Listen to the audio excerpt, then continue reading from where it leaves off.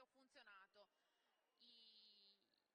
I giocatori di mister Valerio Baldovin hanno faticato ad entrare in partita, hanno avuto dei momenti proprio di blackout e di fatto la vittoria è andata